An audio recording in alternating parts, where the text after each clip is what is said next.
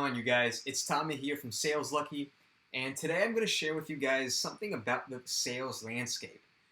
So obviously our world is changing incredibly fast.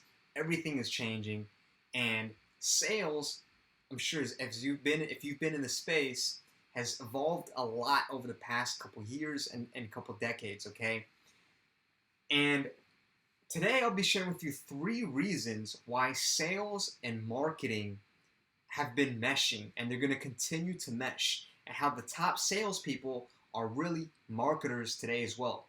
I heard this concept from Grant Cardone's 10X Con about 2 years ago when Ryan Deiss, founder of Digital Marketers, spoke about this. He said salespeople and marketers are essentially becoming one and the same. If you're a marketer and you can't sell, you're probably going to be left behind. And conversely, in the same way, if you're a salesperson and you can't market, it's going to be the same thing. I'll explain why, okay? So first of all, just to paint the landscape, obviously we live in a digital world and everything is going more digital, especially with what's happening with COVID. And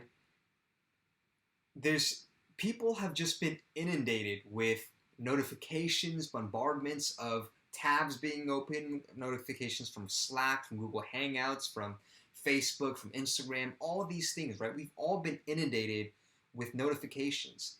And that's really caused people to not want to be interrupted, not want to be disturbed. So the first reason why sales and marketing are meshing is because of prospecting.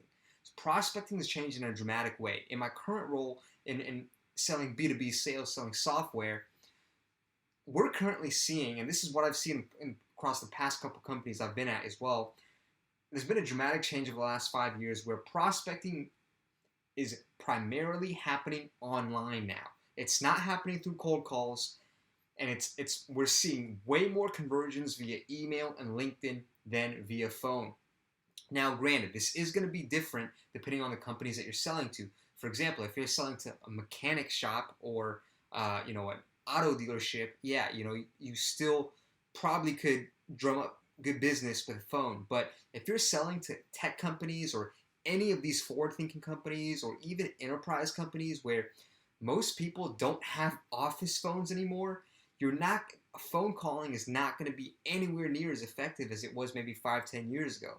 I've personally seen this dramatic shift in my own experience just over the last 5 years, okay? I went from prospecting almost 100% on the phone to nowadays where we're seeing about 95, close to 100% of our conversions come through email and LinkedIn, and phone really just being a supplement to letting people know who you are and that you exist out there, okay? Getting in their awareness.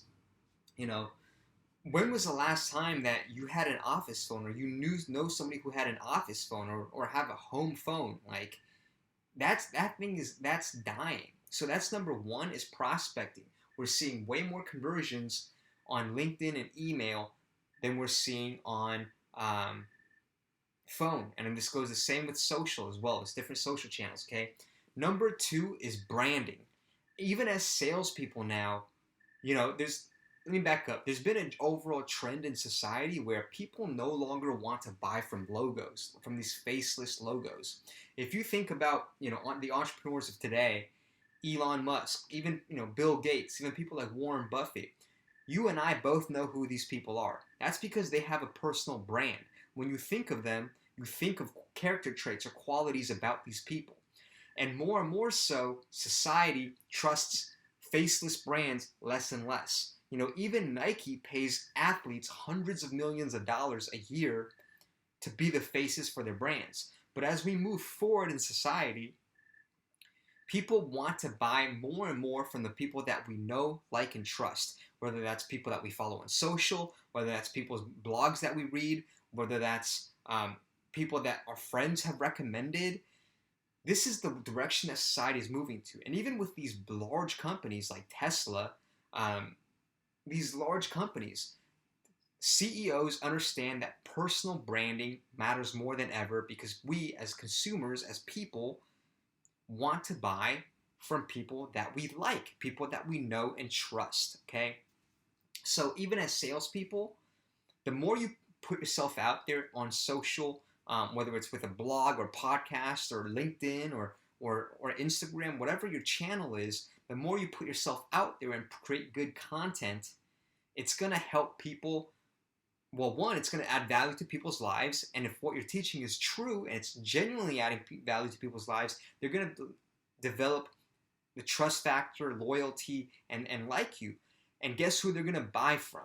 Guess who's going to stand out from the rest of the pack when it's someone that they like and know versus a faceless brand, a faceless logo, right? So that's number 2, is personal branding.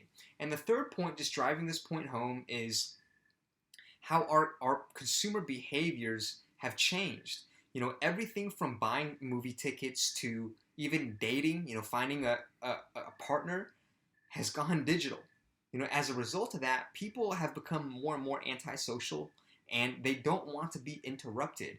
I heard Ryan Stewman talk about in the Arate Syndicate a really good point in how in physics there's the idea of force and power and force, right? And what's happened is that what was once powerful, as in cold calling, door-to-door knocking, face-to-face networking, has now become forceful.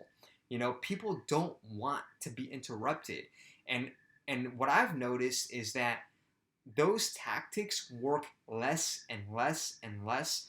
People only want to talk to you. They're only going to buy, let's say, your coaching program or a $50,000, $100,000 piece of software if they're open to that if they're open to that being in the marketplace anyway. You're not going to force somebody into a $100,000 sale. It's just not going to happen. They're going to need to go back and talk to their boss and have discussions. And if they make the wrong decision and regret it, that's their job on the line. That's their career on the line. So you want to understand that the landscape of sales has been changed dramatically, and salespeople and marketers are more and more meshing, okay? More and more becoming intertwined. And so now what you can do to take advantage of this time that we have at home, especially during COVID, is to retool and level up your sales skills. Brush up on your sales skills, whether that's understanding what sales truly is today, what's working today, or if you're already at a sufficient or intermediate level, maybe that's learning some marketing skills along with that. Maybe that's direct response marketing. Maybe that's personal branding, putting yourself out in the marketplace. And I promise you that these things will add value to your life. These things will add value to your prospects' lives. And at the end of the day, it will create a greater income for you. See you guys soon. Cheers.